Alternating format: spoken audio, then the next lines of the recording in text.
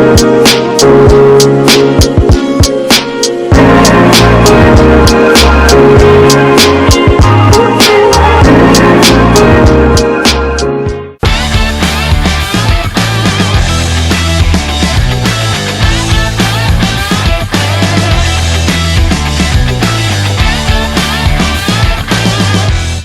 clamour by top companies to get employees to return to the office is only getting louder.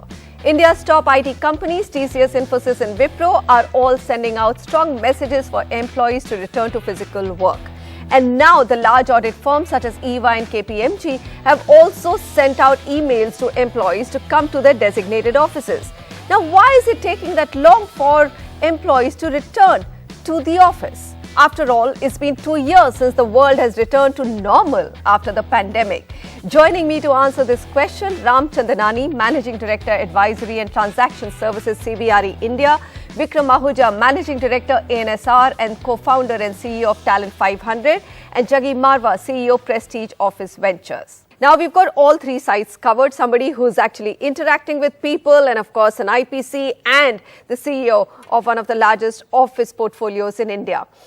Why are we discussing this on the Property Show? Simply because it does affect the prices of a listed REIT, India's how much office space is leased. But Vikram, my first question is to you. You know, in December 2022, ADP Research Institute's People at Work report said that not only globally, even in India, 76% of employees want to have control over their work hours and are willing to take a pay cut to work remotely or get a hybrid work model. So what's going on? Why are they so reluctant to come back? I mean, developers and tenants are laying the red carpet for them, every facility. I mean, they have fancy coffee machines, great sports facilities, gyms, open green spaces, biophilic design, but it's still not enticing people back quick enough. Well, I think one of the things that the pandemic did is introduced the concept of flexibility to all of us, flexibility in terms of how you live and how you work. And it's addictive for a lot of professionals. The comfort and convenience of working out of their homes or working out of their hometowns is extremely attractive. Now, that said, that is changing. As much as people are saying they would like to have control over their work and life, what we're also seeing is that working from home only has a negative impact on productivity and growth. A lot of professionals report that they're unable to form, social connections with colleagues. The learning isn't as steep. And more importantly, the idea of culture and community is getting missed out. All right. So that's a tall ask and task for large developers who are now building office parks or even to retrofit or reinvent their existing ones. Juggy Marwaha, listed REITs have reported not that long ago that, they've witnessed a little less than 50% footfall back at physical offices, right? It's definitely something that's worrying them. Are you expecting this to improve and how dramatically? Thanks, Manisha. I think, the last 2-3 years has been completely, transformational in terms of the way people respond to work. On a lighter note, apart from offering beer, we're doing everything in our parks to get people back. Neck massages, food on delivery, everything delivered to them. I think people must appreciate that coming back to work is the only way people can actually collaborate, grow their businesses in a much better. I was in Singapore last 3 days at a real estate conference, and there was a company that hired about 50 people during the COVID period. And when they actually physically came back to work, only 10 of them actually survived collaborating with each other because, doing business remotely is very different from actually collaborating, which is a real business. I think people have realized our parks are only about 45-50%, but with this last 2 weeks of, headwinds that we are all facing in the global world, I think it's a matter of time that people will start nudging, the companies will start nudging their people to come back to work. And it's just, I think, round the corner. I mean, there are 3 bank collapses. Really, there is a global shakeout right now, or at least a tremor which has begun. But I liked what Vikram said, and I think I'm also seeing this all around me, that hybrid work is here to stay. Ram, what does this mean for India's office leasing uptake? I mean, we've seen a fantastic period pre-COVID. leasing was just in going up in one direction. Net leasing was improving year on year. We touched an all-time high in 2019. But since then, those numbers haven't been achieved. Hi, Manisha. Great question. If you look at 2019, as you mentioned, we saw a historic high of 65. And last year was a good comeback year, 22, where we saw 56.5 million square feet of gross absorption. Cities that really stacked up were Bangalore, NCR. We saw Mumbai pick up. We saw Chennai pick up, Pune pick up. We saw Hyderabad slower than expected. We saw a lot of tier 2, tier 3 cities pick up. Calcutta pick up. This year again, we see the numbers, and we're not yet closed on the first quarter. But this year again, in the first quarter, we'll expect close to a 10 million square feet gross absorption, which the numbers are picking up. Clients are hiring employees across the board. You see the banking, financial services sector, you see the tech sector, you see the engineering, manufacturing sector. And a lot of times, obviously, with the global situation, a lot of companies are not really committing to capital today. Because if they go in for approvals, they need to commit to a lease of 5 years. And obviously, with capital layouts, etc., the budgets are not being approved. So obviously, the flex ecosystem is helping sustain the occupiers to be able to commit to shorter lock-ins and go into flex environments for their immediate needs. All right. Vikram, so yes, that is my question, and Ram has kind of addressed it.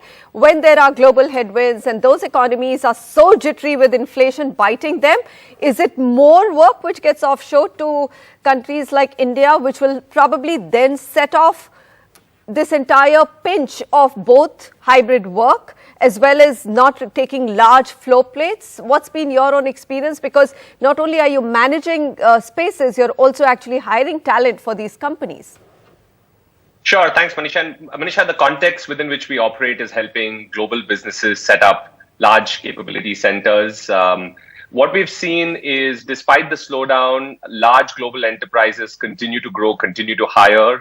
There is a much more important path towards technology transformation that these companies are taking, which means that their growth paths are set for 5 years. So we're seeing, quite surprisingly, actually, that the numbers and projected growth estimates continue to hold good. And what that means is that there is an increasing demand to create, spaces that can bring these teams together. We spoke about the changing nature of the office. We're finding that office spaces are becoming less dense. We're finding that office spaces are becoming more collaborative, more experimental, and what that really means is that the office is not going away. And then finally, I think to add, India's position as a destination globally, or as the capital of for R&D and technology growth globally, has been well established. We employ about 1.5 million professionals today working within centers for global companies, and that number is continuing to increase at 15 to 20% year on year. What that I think all in all, it's positive headwinds for both the technology industry as well as the adjacent sort of commercial real estate industries in India.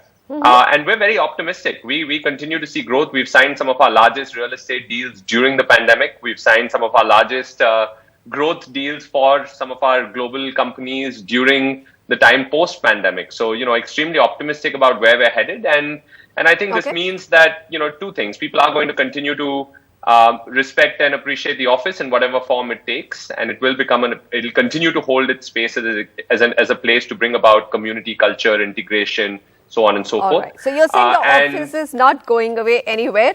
Let me get a reaction from Juggy, and this one is because it's a little bit more number driven. I'd like the developer to come in. Hyderabad, I mean, I'm hearing this conversation, Juggy, all around me. Hyderabad's now become actually an oversupplied office market. Rentals are under pressure. There are buildings, people are on Twitter saying, which are, ready but completely no lights there, so they're not occupied.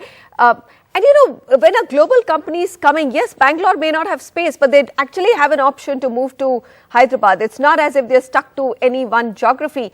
What does this interchangeability mean for the key office markets? I mean, numbers might be looking good, but no one's right now talking about net leasing. Everyone's sticking to the gross leasing numbers. And as a journalist, I'm a little bit suspicious of that.